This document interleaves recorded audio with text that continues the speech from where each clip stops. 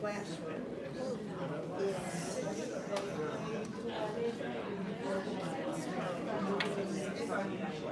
come for an hour a day, just my year.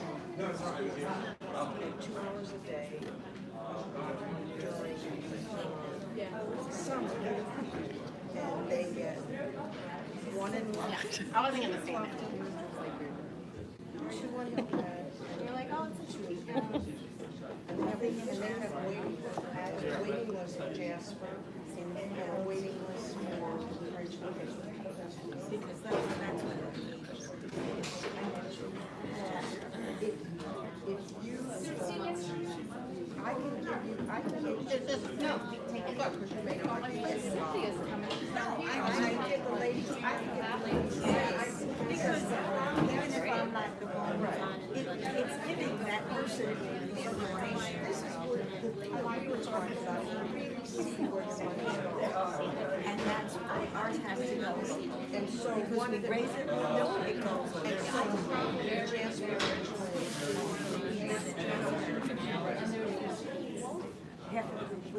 right.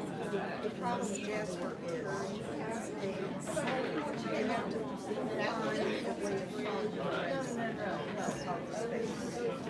Or they need to get somebody. They have the same programs under. So these kids can do their homework and I was just trying to be very honest. so that the kids are doing things in direct relation to school.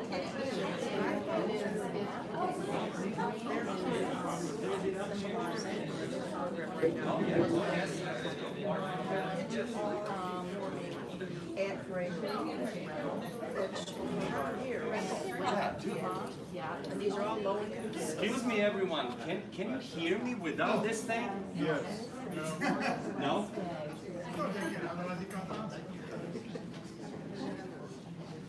Hi everyone, thank you so much for coming. My name's Erin Dunn. I'm the assistant curator here at Telfair Museums, and I wanted to welcome you to the opening night of Walking the Horizon, works by Bertha Husband, which was curated by Milutin Pavlovich, designer and preparator for Telfair Museums. And I also wanted to thank Mary Jo Marchnight for providing the works for this exhibition. Just to give everyone a little bit of background about our Art 912 program, we've kind of started reserving this space to have Art 912 exhibitions, and Art 912 is a program that we started here at Telfair to raise the visibility and promote the vitality of artists living and working in Savannah. And I see some faces in here. Lisa Watson, for example, had an exhibition a while back, so we're glad that people hear about it and come back for it. So this exhibition is a little bit different than any Art 912 exhibition that we've done in the past because unfortunately the artist is no longer with us.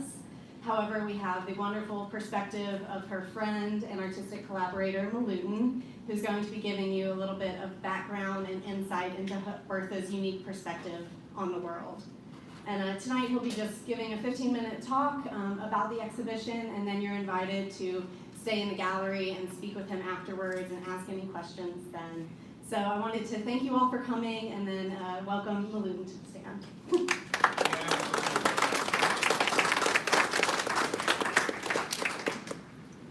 How to fit anything in 15 minutes? Old-fashioned kind of guy. Maybe we'll give you a little more time. Sorry? Maybe Oh, we'll give you a little bit. Okay. Anyway, I cannot explain how elated I am with your presence here, and because I believe these are my friends, because you were interested in something like this. Not that I think that this is strange or whatever, but nowadays, anything that requires a little bit of time is completely unimaginable in some way, because, hey, I need to be, I need to do, I need to see, I need to check, and whatever else goes, that is life that we have now. What you are surrounded, what we are immersed in, is the energy of a thinker. I always thought of her and people alike in a history of art or in general history, whether they express themselves through literature, written word, whether they are dancers, musicians, composers and musicians and all of that,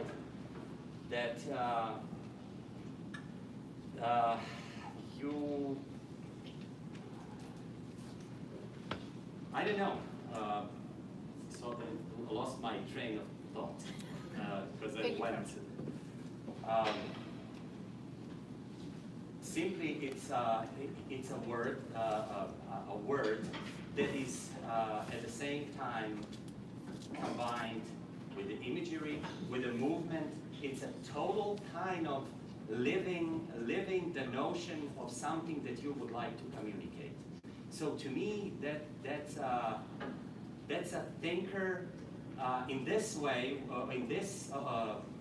within this kind of expression.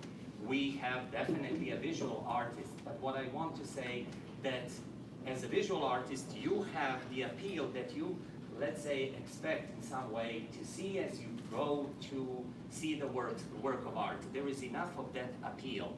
But once you are kind of hooked by the first impression, then you go, what is this in the world? And that's what we have here. We have kind of enigmatic art. Kind of, I would say, because again, the time factor is extremely important in decoding what is there. Bertha was another purist. She was eclectic, that collected, immersed herself, became one with that. So basically that was not imitating, that was not to be like or what. She just accepted certain notion of certain thing, and simply it worked for her, and we can see it in her work. As far as the subject matter, it varies. It's open. It goes from literature, from theater, from dance, all of her loves, movies, friendships, loves daily life, politics, maybe kind of hovering over all of it, getting a bigger picture of why certain movements and certain things are happening. So, how to sublimate all of it? I think the most, to me at least, the most important part is the magic of a poet that is embedded in her work. It was extremely hard to pick and follow certain idea, because all the works were really of a phenomenal quality. There is no ups and downs and this and that.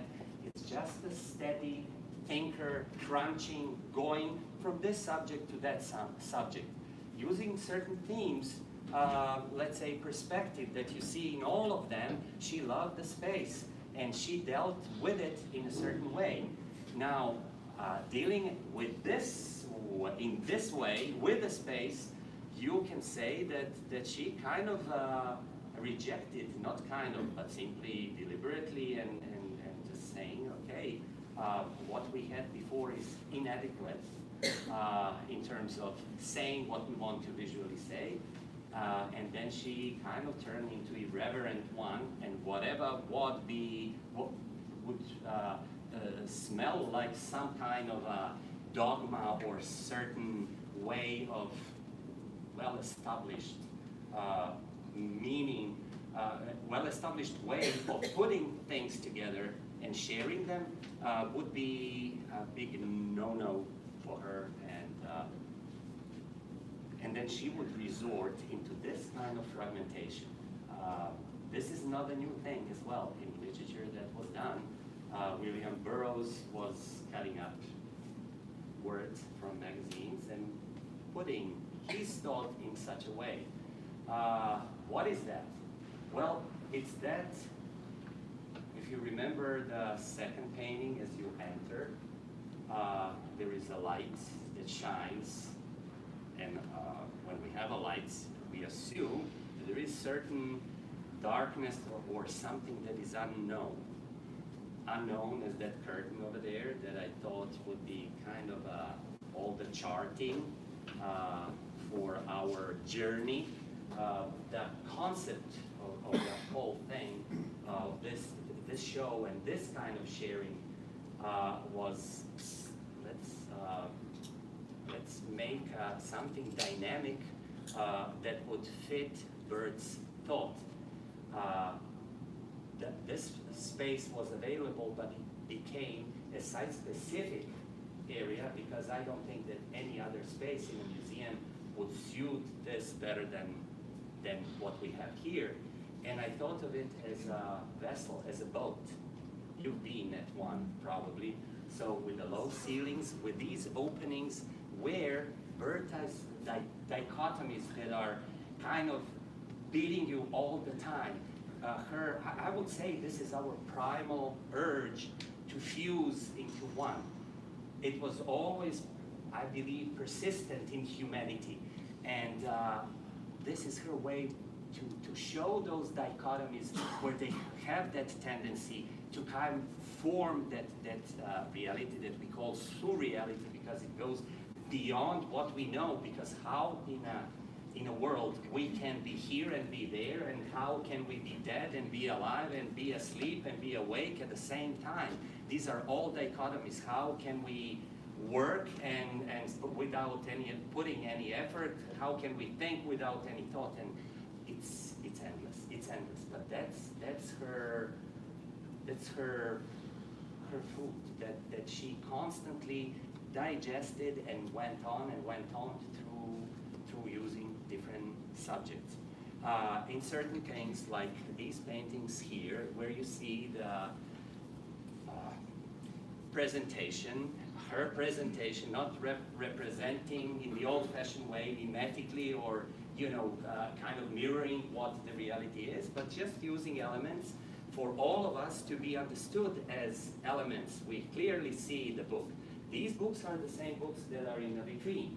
It's the same thing.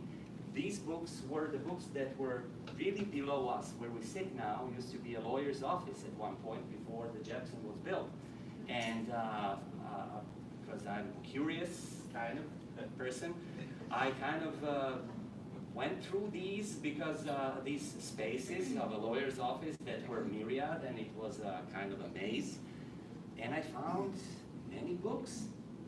And then I've heard that the next day the bulldozer would come and kind of sweep all of that. I said, whoa, what a material, and I collected all of that. And I've used them a couple of times, and then I met Bert, and then we started sharing them, and with another artist, Åsa Chibas from Sweden, we formed a group as a winding grove.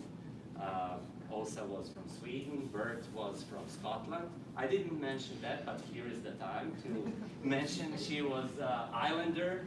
She was, by seeing the big ocean or a big life, she was from up north, from the place where she would say, neither bugs would deserve to live, because she recalls as a kid, the icicles in a room where they were sleeping. So anyway, closeness to the ocean, closeness to things that were on hand. Ocean was with her, in her.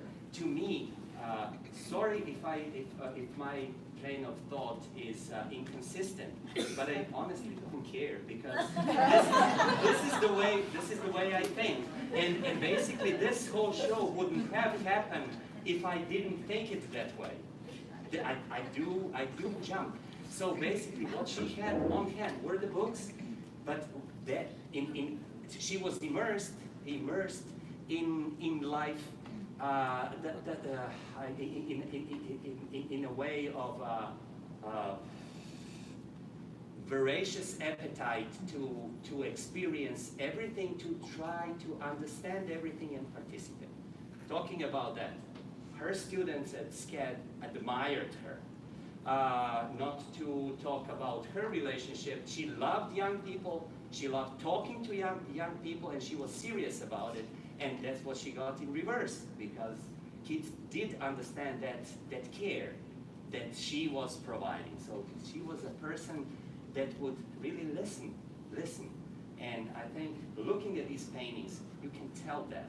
She listens to everything that with big antennas and big radars open towards everything, and then she digested in her way as a poet. Because to me, and I remember somewhere closer to the end of her life, which I still cannot understand and comprehend, and I'm still charged with her presence, because this is how I feel. At the end, she was going more toward the word. Said more and more I felt that my paintings would turn into just the written words, but not anymore copied from the books being used and altered and all of that. But I said, fantastic, so be it. I said, do you think that there is a lack of poetry? I said, how can you ask me something like that? Whatever you touch is thoroughly felt as a human being. Human being means there is a enormous love and care and responsibility for whatever you do. So I think that all the works emanate that poetry. At least this is how I see them. They have so what's the difference? What's the difference when we go? I mean, when we go to the show, to the art show, what do we have a preconceived ideas, expectations? Do we say, oh, another thing, let me see what the guys are doing nowadays? What is it? Or we are open, like going to a concert or something, to follow each and every tone and see what composer, with the help of musicians, what the conductor wanted to tell us. So something like this is so layered, as you see. They're very complex. They're very clear, which means that each and every layer was thoughtfully done. She was really constructing them. She was putting them in time together, and at the same time, she asks us, whoever is interested, to simply jump in and spend as much time as needed. But I really truly believe that when you start kind of going after signifiers that are mainly her personal thing, nevertheless, they're so commonly shared that I believe it goes beyond just the personal expression and understanding of life. You know, the themes, whether that be as the show starts with the manual, sailing manual that she found in a secondhand store somewhere in England, and that was just the beginning of that journey, and ended up as a night light, as the, hey, let's see, how do we navigate? Well, we need to see something, at least something. So the spectrum would be from that to Karl Marx's Capital, where Martin Wilheimer and Mary Jo Merchant participated in a group to analyze, to talk about it, to try to understand it, and comment on it. There we go. This is the product. But please, just be patient if you care, and simply follow the words. She helps us with these little bubbles like in cartoons, and I love that. I love that. It's just so natural, so human, to put it that way. Now, what is this show doing in a world of cyberspace? I mean, I think I put one of the short comments that she put about the virtual world, where you know, if everything is virtual, we don't need to exist. I mean, we don't need to have a bodies automatically. What does it do, and what's the presence of something like this in times and space where we are given the visuals through as you well know, through your iPad, whatever, TVs, and all of that, in such a speed where you cannot, whether you want or not, you cannot process the games that I'm not familiar with in a glance from time to time. My friend and colleague that helped me put the show, Heath Rich, has 2 kids, 2 boys, and he showed me some of these games, and I'm just fascinated because to me, I try to understand what is it about, and it ends up being kind of you know, these are racing cars, but it's not like you're sitting in a car and racing and you have some kind of field where the curb is and you know where people are and whatever. It's a total absence of any real feel. The same way I would compare it, let's say, to driving a car in beautiful landscape, and you are just taken, and you are pretty much like sitting in a movie theater, and wow, and you don't have a clue what it is. You don't have a clue, because the first step would be you step on a scorpion, or you step on a bug. That's your beautiful landscape. So it's completely cut off. It's completely abstract.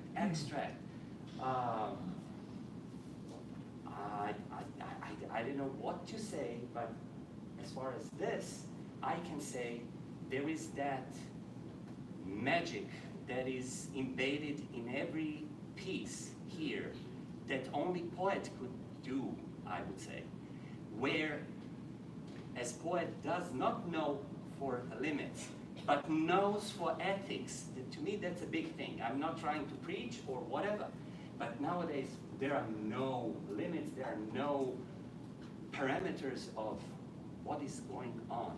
So how to respond to science, let's say, science that with all the knowledge and all the advancement and all of that creates a food that we are feeding our kids. My hair goes up, and that's called the science. Now this is art. What it means, art, you see, it's called the first death. This is not a joke. This is not a joke, but this is a painting. I can slaughter someone, but it's a painting, it's art. But in science, when you do not have any morals, you say, oh, I have a knowledge. And you know, we can do this sugar in this way. And that would do this to our taste buds.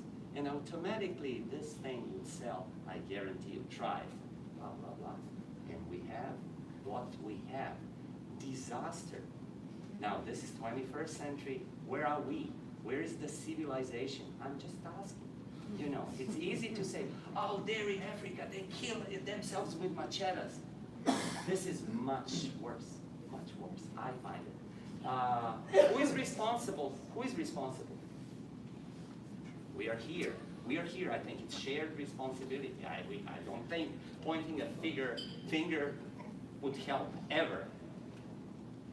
What do we do? What do we do? I think, to me at least, shows like this are more than inspirational. And basically, where do we go? We go to our talents, to something. You're a baker. Do it with that magic. Your bread will be the bread that everyone will go for. You're a shoemaker. You repair shoes. I don't know if that does exist. No. Everyone would go because there is no a surgeon that would know the bones better than that one. So, and on and on and on. So to put it in a value, what a value? Value of what? There is no monetary value. This is something else. This is not a globalism. This is universalism. So what's the difference between the two? Well, there is a big difference between the commerce and the humanity, I think.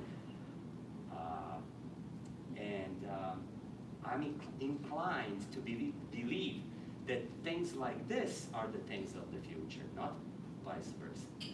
That's my opinion. So, in Germany, let's say, I've heard that people that are apt to make things using computers and futuristic things are now going for the writers that are fiction writers that are from way back, searching for ideas. Searching for ideas where? Within art. Within art.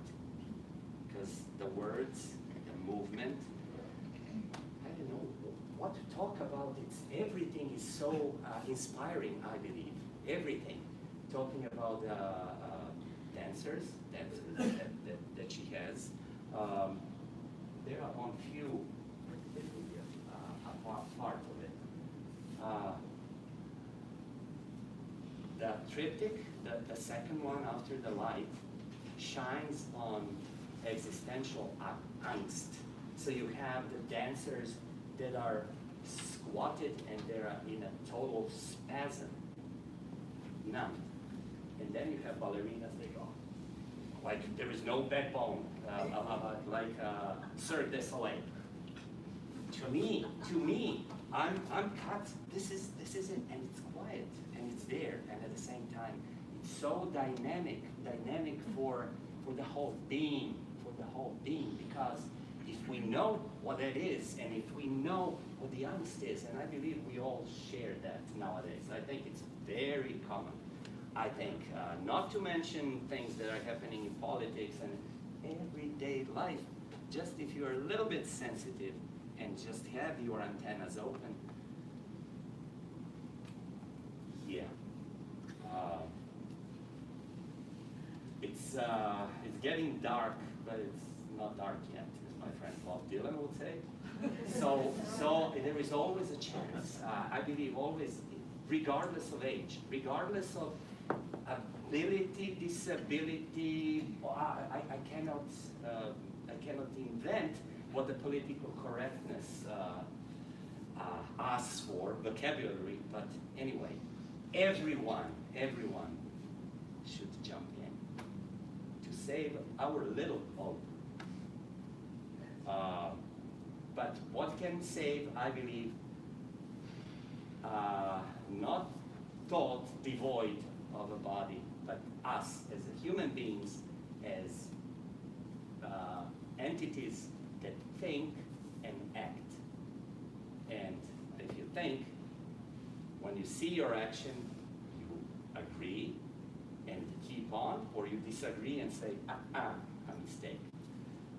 We are 21st century. You scratch a little bit. Where is the civilization? Where is it? I'm not talking about Katrina and New Orleans. Everywhere. What is a shooting? What? How? How is that possible? I'm not talking about America per se. I'm talking about the world in general, because this kind of vibe permeates now the world. And it's up to us where we stand and how we exchange and what we exchange.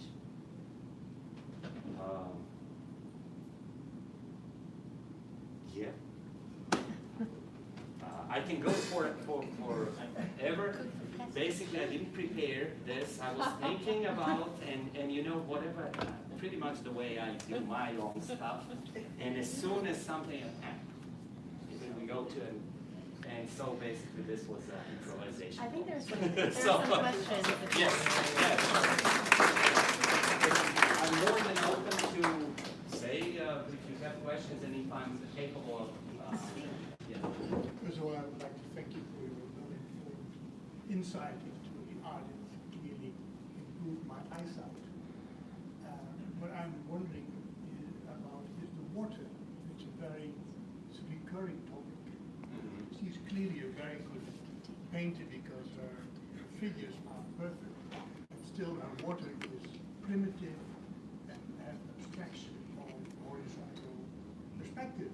Okay. What is the reason why she painted water so primitive?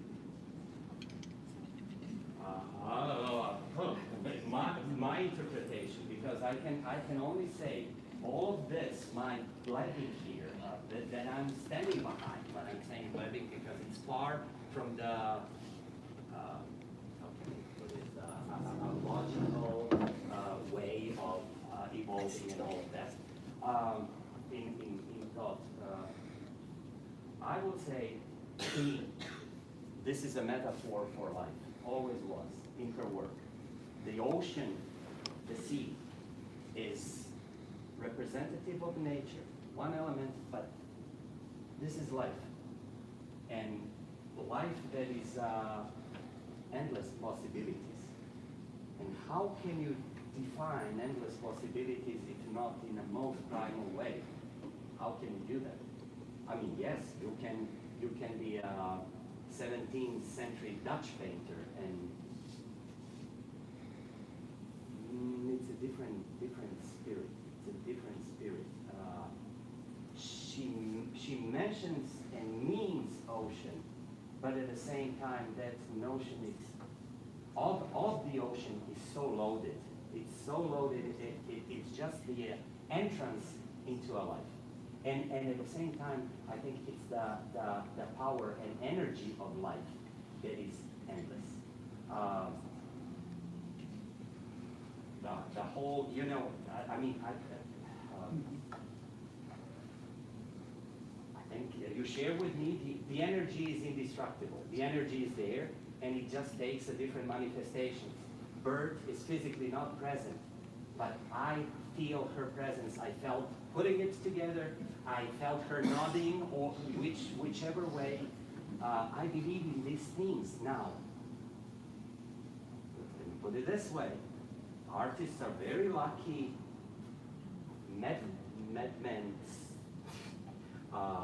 category of people, because we are not too far from schizo, split in every way, fragmentation in a way of zestful biting into life and trying to understand it in its wholeness. It's not an easy task. You need to have a great balls to delve into something like that, I believe. And artists are willing to do that. Another thing that is extremely important to me to say is that, as she put it, art subverts the green reality. I think it's put phenomenally well.